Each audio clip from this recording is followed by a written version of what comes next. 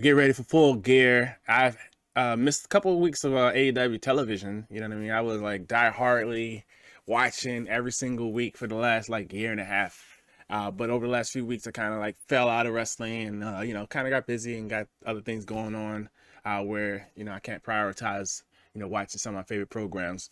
But I do know, you know, Jon Moxley, the man you see on screen right now, is scheduled to face MJF, one of the greatest talkers in the game right now, one of the best heels. I don't know the direction exactly where MJF is going because I did see his group, the Firm, turn on him. That was one of the last things I did see.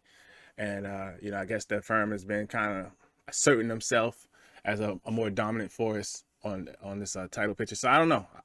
Both legs up. We've got a new champion. We've got a new champion. Do I consider myself the greatest AEW world champion of all time? I mean, hard to argue. Kenny Omega, you know what I mean, what he did. Yeah, Mox is one of my favorite guys in WWE. Well, not the way they booked him, but he's one of my favorite guys before he left. This guy is... Jon Moxley is the best wrestler in the world, for now. And I really hope he enjoys that honor. Big acknowledgement from MJF. Because he going into this as a fan favorite. If I only feel a sense of satisfaction for all of 3 seconds, it's 3 seconds of my life where I'll actually be fulfilled. It looks like MJF is kind of going in this, positioning himself as a face, doing it on his own, trying to just prove something to himself against somebody who's basically proven it over and over and over again that he can perform on the big stages when the lights are bright, for the highest caliber of championships. So, you know, the story is positioning MJF to want to be able to just knock him off the crown and do it on his own, which, you know, I completely don't buy because MJF, bro. I don't trust this nigga. But yeah, I think MJF will be the face of AEW in the future going forward at some point.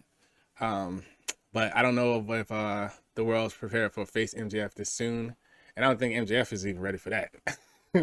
So, yeah, I expect some kind of shenanigans, bro, because I can't trust MJF to try to do it on his own. But if he do, that would be kind of crazy. You know what I mean? That'd be crazy if he does just straight up takes out Moxley and wins the title. That'd be kind of crazy. So, anyways, it looks like Jamie Hayter and Toni Storm are going to be fighting. So, I guess Thunder Rosa is still on the shelf. We got an interim women's championship. So, yeah, Jamie Hayter's been doing her thing, man. The fans have been super behind her, so I think that's the right choice for the opponent for Toni Storm here. And yeah, it's gonna be an interesting matchup because I definitely want to see Jamie Hayter get the championship. So, me personally, I'll be pulling for Jamie Hayter to get the win here, but I do think Toni Storm more than likely is going to hold on to the championship until she faces Thunder Rosa. But I would like to see Jamie Hayter get it because I think of Swerve and Out Glory. Yeah, he's got it. Some friction. When it comes to, you know, Swerve and Out Glory, man, I love the turn. Swerve going towards the heel side, and yeah, I think it suits him so much better. He's really natural at it, and he's really good at it.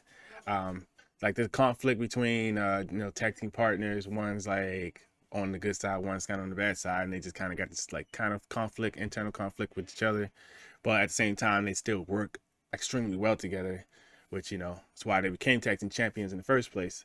But they Acclaimed, which I assume they still champions, you know, got a lot of momentum, man. The fans, like, it reminds me of the Yes Movement to a smaller degree, but, you know, I mean, fans all over the world scissoring daddy, and the t-shirts doing well. So yeah, should be an interesting matchup. I think it'll be too quick to kind of just take the belt off the Acclaim, so I think they should just get a little bit of a run. But I mean, I wouldn't be mad at Swerve and them getting it. But yeah, no, I mean, I wouldn't be mad at it, man, because I think just potential storyline things they could do with Swerve and Keith can go any direction. But I think it's probably going to be better for the Acclaim just to keep the belts, and Swerve and Keith, they could possibly start a feud with each other. You know what I mean? That could be something to do, which will be interesting. You know what I mean? Because I think they could have some really good matches together. Swerve Strickland, he's a man that can't be trusted. He's a man that will get the job done by any means necessary. Took you long enough? Look. Me. All right, man. Let's do this. All right, so it looks like we got the Elite returning to take on the Death Triangle for the Trios Tag Team Championships. And yes, it's going to be an excellent match. That match is going to be outstanding and crazy and ridiculous. If the Lucha Brothers versus the Bucks are any indication in the past, the previous matches, the cage match, one of the greatest matches of all time, this is going to be insane. The AEW know how to book trios matches really well. And all these guys are so talented. It's going to be a freaking amazing match. So you can't really lose with this one. I kind of expect Death Triangle to hold on to the championships here. But, you know, man, I wouldn't put it past the Elite to come back strong and kind of continue where they left off, because they were not defeated by Death Triangle to lose the championship. They were stripped. So maybe they might come back strong, you know what I mean, make a statement and get back on top, get back where they belong. And we'll see, man. But it's gonna be great. So it's gonna be really fun to watch. All right, so quick word: Ring of Honor Championship looks like it's gonna be a fatal 4-way. We got, of course, the Ring of Honor defending champion Chris Jericho, who's been doing an outstanding job actually as the Ring of Honor champion. Honestly, much better than Cesaro did. And yeah, I mean, he's just having great matches. He's putting the spotlight on the championship weekly. And, you know, beating some high quality opponents.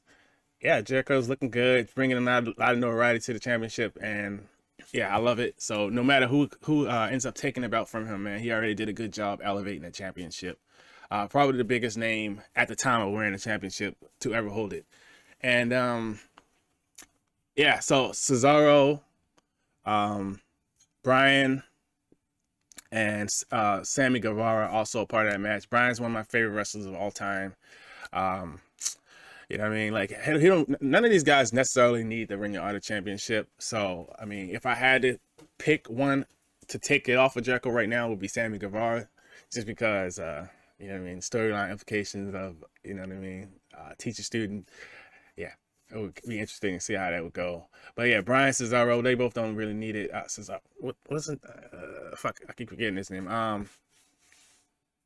Yeah, I can't remember his name. But yeah, they don't need it though. You know what I mean? They really don't need it. And you know, yeah, they don't need this belt. I would prefer to see Bryan be kind of saved to go after either the world title eventually. You know what I mean? See him and MJF go at it, because him and Moxley already, you know, they did the thing.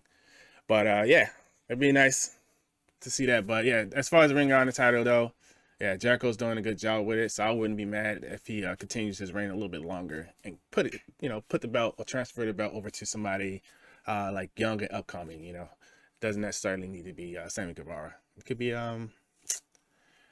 anybody, somebody young. But I think they'll make the right call. They'll make the right decision no matter what. So yeah, look forward to it. You think you two bitch-made punks can survive a night in my world? You ain't getting that TNT title. It is mine. I'm gonna take every title in this company. When's the last time you looked death in the face? Oh! Wow! Oh! Samoa Joe! What the hell? Oh, man! Samoa Joe! Okay, I see. So we got a triple threat match. Wardlow defending the championship against Joe and Powerhouse Hobbs. It's just meat on meat. It looks very intense from the promo package. Yes, I think this would be a good one. Big man. All of these big men are like super athletic. Wardlow's been showing off his athleticism, like the flying around, the hurricanranas, you know what I mean? Flipping off the top rope and shit like that. So I think this is going to be a really good match. I do expect Wardlow to retain the championship, especially because it's triple threat rules, so that, you know what I mean, give you an easy out. But, I mean, shoot. You know what I mean? I wouldn't be mad at Joe, you know what I'm saying? You know what I'm saying? But yo, I'm looking at, yeah, okay. Full gear, man. Got a nice little lineup, man. That Samoa Joe's gonna be walking away with the TNT Championship. I'm gonna say that Samoa Joe walks out with the TNT Championship. That's no surprise to me, because ever since I was I would love to see Hobbs do it, though. I would love to see Hobbs do it. All right, so Britt Baker versus Saraya. Big matchup. Another prominent women's match featured on this pay-per-view. I'm looking forward to this. Definitely a big fan of Saraya as Paige previously in WWE. And yes, I mean, her coming out of retirement and being able to wrestle again is really awesome to me. I'm a little nervous about it, you know what I mean? Like, because I just want her to like have a really great match. Just like the CM Punk thing, you know what I mean? Come back after so much time away. And you're like, oh, you're like, you know what I mean? Like, you kind of worried for them. You want them to go out there and have a really good performance. So I hope she do, man. I think Britt Baker is definitely the person to, you know what I mean, pull it out of her. So yeah, we'll see, man. You know, how she performs when it comes time to go. As far as the winner goes, man, I think Saraya needs to win it. I mean, Britt Baker doesn't necessarily really need a win here. It's just Saraya's her first match, man. You know what I mean? After years, bro. Like, it just would be such a real feel-good moment if she got the win. But, you know. So, I don't know. I think Saraya needs it more, but, hey. Britt Baker can definitely benefit from beating Saraya. So, either way, it's a matchup also on the card, man. A really good card, really stacked card that I've seen so far. And, yeah, this is one of the matches that, yeah, I'm looking forward to, man. Like, to me watching with some, like, nervous eyes. But I'm looking forward to see how she performs. All right, so there you go. We got a tag team match. We got Sting and Darby Allin teaming up to face Jay Lethal and Jeff Jarrett. AEW does such a good job with their veterans, so I expect a really good match here as well. Not my favorite match on the card, but, you know what I mean? You got legendary Sting, the icon, and you got also Jeff Jarrett coming back, getting the spotlight here in a big matchup on pay-per-view, so I think it's really dope. Darby is a workhorse. Freaking Jay Lethal is a workhorse. These guys can go. I seen them have a match not that long ago on Dynamite, so it should be a really exciting match. Don't let the Ric Flair retirement match deter you. I think it's going to be good, man. Sting always pulls out the stops, man, so I think it's going to be good. All right, so from the looks of it, we got Nyla Rose and TBS champion Jade Cardgill going to be the third women's match featured on the pay-per-view, which is really cool. They got 3 women's matches. You know, typically pay-per-views have between 6 to 8 matches, and, you know, already 3 of the matches are women's championship match or women's matches. All of them, man, you know what I mean? They got some significance to them, you know what I mean? But yeah, Jade, she's undefeated. Nyla Rose stole the championship from her. And this is like a clash of the Titans, man. 2 of the biggest and strongest women in AEW are going to clash and fight and battle.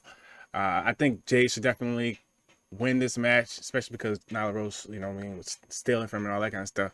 I think Jade should win this.